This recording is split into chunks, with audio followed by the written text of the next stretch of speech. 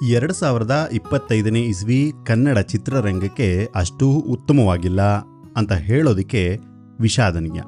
ವರ್ಷದ ಮೊದಲ 6 ತಿಂಗಳುಗಳು ನೀರಸವಾಗಿತ್ತು. ಚಿತ್ರಮಂದಿರಗಳಲ್ಲಿ ಪ್ರೇಕ್ಷಕರ ಕೊರತೆ ಎದ್ದು ಕಾಣ್ತಾ ಇದೆ. ಕಳೆದ ವರ್ಷದ ಕೊನೆಯಲ್ಲಿ ಅಂದ್ರೆ ಡಿಸೆಂಬರ್ 25ರಂದು ತೆರೆಗೆ ಬಂದ ಮ್ಯಾಕ್ಸ್ ಚಿತ್ರ ಸ್ವಲ್ಪ ಮಟ್ಟಿಗೆ ಯಶಸ್ಸು ಕಂಡಿದ್ದಾದರೂ ನಂತರ 6 ತಿಂಗಳಲ್ಲಿ ಯಾವುದೇ ಕನ್ನಡ ಚಿತ್ರ ಗಲ್ಲಾಪೆಟ್ಟಿಗೆಯಲ್ಲಿ ಗಮನಾರ್ಹ ಸಾಧನೆ ಮಾಡಿಲ್ಲ. ಸದ್ಯದ ಪರಿಸ್ಥಿತಿಯಲ್ಲಿ ಮುಂದಿನ 1 ತಿಂಗಳವರೆಗೆ ಯಾವುದೇ ದೊಡ್ಡ ಮಟ್ಟದ ಅಥವಾ ನಿರೀಕ್ಷಿತವಾದಂತಹ ಸಿನಿಮಾಗಳು ಬಿಡುಗಡೆಯಾಗುವ ಸಾಧ್ಯತೆ ಇಲ್ಲದಿರೋದು ಚಿತ್ರರಂಗದ ಸಂಕಷ್ಟವನ್ನ ಮತ್ತಷ್ಟು ಜಾಸ್ತಿ ಮಾಡಿದೆ. ಆದರೆ ಈ ಕತ್ತಲೆಯ ನಡುವೆಯೂ ಒಂದು ಚಿಕ್ಕ ಆಶಾಕಿರಣ ಕಾಣಿಸಿಕೊಂಡಿದೆ. ಮುಂದಿನ ತಿಂಗಳು ಬಿಡುಗಡೆಯಾಗಲಿರುವ ಎಕ್ಕ ಚಿತ್ರದ ಮೇಲೆ ಸಾಕಷ್ಟು ನಿರೀಕ್ಷೆಗಳಿವೆ. ಯುವರಾಜ್ ಕುಮಾರ್ ಅವರನ್ನ ನಾಯಕನಾಗಿ ಪರಿಚಯಿಸುತ್ತಿರುವ ಈ ಚಿತ್ರವನ್ನ ರೋಹಿತ್ ಪದಕಿ ನಿರ್ದೇಶಿಸಿದ್ದಾರೆ. ಇದು ಆಕ್ಷನ್ ಥ್ರಿಲ್ಲರ್ ಆಗಿದ್ದು ಕಥಾವಸ್ತು ಮತ್ತೆ ಮೇಕಿಂಗ್ನಿಂದ ಪ್ರೇಕ್ಷಕರನ್ನ ಮತ್ತೆ ಚಿತ್ರಮಂದಿರಗಳತ್ತ ಸೆಳೆಯುವ ಭರವಸೆ ಮೂಡಿಸಿದೆ. ಯುವರಾಜ್ ಕುಮಾರ್ ಅವರ ತಾತ ಡಾಕ್ಟರ್ ರಾಜ್ಕುಮಾರ್ ಅವರ ವರಸೆಯನ್ನ ಮುಂದುವರಿಸಿಕೊಂಡು ಹೋಗ್ತಾರೆಯೇ ಅನ್ನೋದನ್ನ ಕಾದು ನೋಡಬೇಕಿದೆ. ಕಳೆದ 6 ತಿಂಗಳಲ್ಲಿ ಕನ್ನಡ ಚಿತ್ರರಂಗ ಯಾವುದೇ ದೊಡ್ಡ ಮೈಲಿಗಳನ್ನ ಸ್ಥಾಪಿಸಿಲ್ಲ. ಅಚ್ಚರಿ ಅಂದ್ರೆ ಬಿಡುಗಡೆಯಾದ ಯಾವುದೇ ಚಿತ್ರ 10 ಕೋಟಿ ರೂಪಾಯಿಯ ಕಲೆಕ್ಷನ್ ಅನ್ನ ಮಾಡೋದಿಕ್ ಸಾಧ್ಯವಾಗಿಲ್ಲ. ಇದು ವಿತರಕರಿಗೆ ಮತ್ತೆ ನಿರ್ಮಾಪಕರಿಗೆ ನಿರಾಸೆಯನ್ನುಂಟು ಮಾಡಿದೆ. ಒಂದು ಕಾಲದಲ್ಲಿ ಸತತ ಯಶಸ್ಸುಗಳನ್ನ ಕಾಣುತ್ತಿದ್ದ ಕನ್ನಡ ಚಿತ್ರರಂಗ ಇದೀಗ ಹಿನ್ನಡೆ ಅನುಭವಿಸ್ತಾ ಇರೋದು ವಿಷಾದನೀಯ. ಪ್ಯಾನ್ ಇಂಡಿಯಾ ಸಿನಿಮಾಗಳ ಟ್ರೆಂಡ್ ಶುರುವಾದ ನಂತರ ಕನ್ನಡದ ಸ್ಟಾರ್ ನಟರು ತಮ್ಮ ಮುಂದಿನ ಚಿತ್ರಗಳ ನಿರ್ಮಾಣದಲ್ಲಿ ಹೆಚ್ಚು ಸಮಯ ತೆಗೆದುಕೊತಿದ್ದಾರೆ. ಯಶ್, ರಕ್ಷಿತ್ ಶೆಟ್ಟಿ, ರಿಷಬ್ ಶೆಟ್ಟಿ, ಶ್ರೀಮುರಳಿ, ಸುದೀಪ್ ಅವರಂತಹ ನಟರು ಸಿನಿಮಾಗಳನ್ನ ಅನೌನ್ಸ್ ಮಾಡುವುದು ಮತ್ತೆ ಅವುಗಳನ್ನ ಪೂರ್ಣಗೊಳಿಸೋದ್ರಲ್ಲಿ ಸಾಕಷ್ಟು ವಿಳಂಬ ಮಾಡ್ತಿದ್ದಾರೆ. ದೊಡ್ಡ ಬಜೆಟ್ಟಿನ ಮತ್ತು ಪಾನ್ ಇಂಡಿಯಾ ಮಟ್ಟದಲ್ಲಿ ಸದ್ದು ಮಾಡುವಂತಹ ಚಿತ್ರಗಳನ್ನ ನೋಡಬೇಕೆಂಬ ಅವರ ಆಲೋಚನೆಗಳಿಂದಾಗಿ ಸಣ್ಣ ಮತ್ತು ಮಧ್ಯಮ ಬಜೆಟ್ಟಿನ ಗಾತ್ರದ ಚಿತ್ರಗಳಿಗೆ ತೊಂದರೆಯಾಗ್ತಿದೆ ಅನ್ನೋದು ಅಳಲು. ನಿಯಮಿತವಾಗಿ ಸ್ಟಾರ್ ನಟನ ಚಿತ್ರಗಳು ಬಿಡುಗಡೆಯಾಗದ ಕಾರಣ ರಾಜ್ಯದಾದ್ಯಂತ ಹಲವಾರು ಸಿಂಗಲ್ ಸ್ಕ್ರೀನ್ ಥಿಯೇಟರ್ಗಳು ಬಾಗಿಲು ಮುಚ್ಚುವ ಪರಿಸ್ಥಿತಿಯನ್ನ ಎದುರಿಸ್ತಿದೆ. ಇದು ಚಿತ್ರರಂಗದ ಆರ್ಥಿಕತೆಗೆ ದೊಡ್ಡ ಹೊಡೆತ.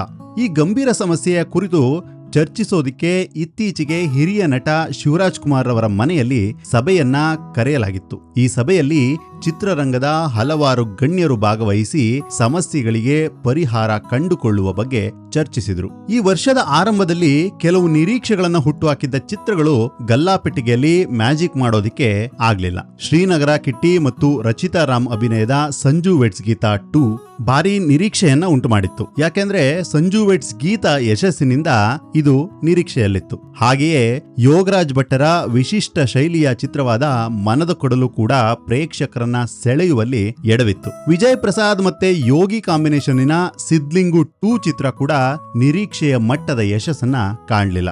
ಆದ್ರೆ ಎಲ್ಲವೂ ಹಾಗಿರ್ಲಿಲ್ಲ.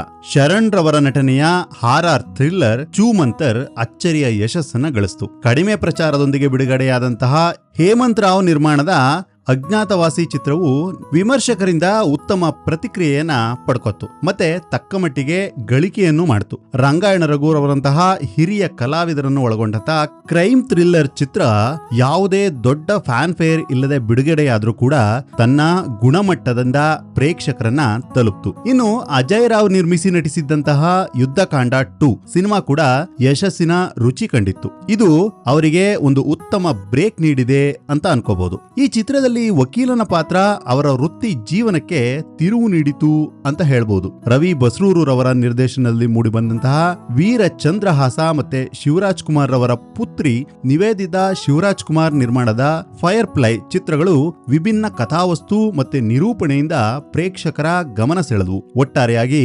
2025ರ ಮೊದಲ 6 ತಿಂಗಳಲ್ಲಿ ಸುಮಾರು 107 ಕನ್ನಡ ಚಿತ್ರಗಳು ತೆರೆಗೆ ಬಂದವು. ಅವುಗಳಲ್ಲಿ ಹೆಚ್ಚಿನವು ಗಲ್ಲಾಪೆಟ್ಟಿಗೆಯಲ್ಲಿ ಸದ್ದು ಮಾಡೋದಿಕ್ಕೆ ಆಗ್ಲಿಲ್ಲ.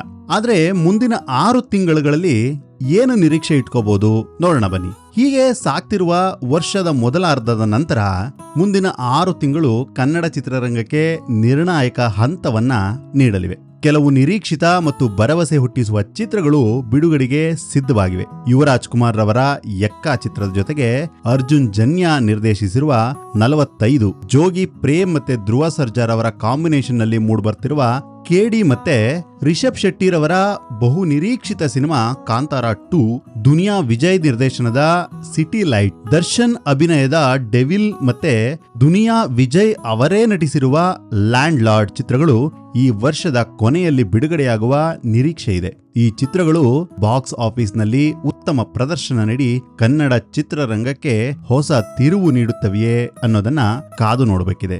ಸದ್ಯದ ಪರಿಸ್ಥಿತಿಯಲ್ಲಿ ಈ ಚಿತ್ರಗಳ ಯಶಸ್ಸು ಕನ್ನಡ ಚಿತ್ರರಂಗದ ಭವಿಷ್ಯಕ್ಕೆ ಬಹಳ ಮುಖ್ಯವಾಗಿದೆ. ಕನ್ನಡ ಸಿನಿಮಾ ಸುದ್ದಿಗಳಿಗಾಗಿ ನಮ್ಮ ಚಾನೆಲ್ ಅನ್ನ ಸಬ್ಸ್ಕ್ರೈಬ್ ಮಾಡ್ಕೊಳ್ಳಿ. ಮತ್ತಷ್ಟು ಸಿನಿಮಾ ಸುದ್ದಿಗಳೊಂದಿಗೆ ಬರ್ತೀನಿ. ನಮಸ್ಕಾರ.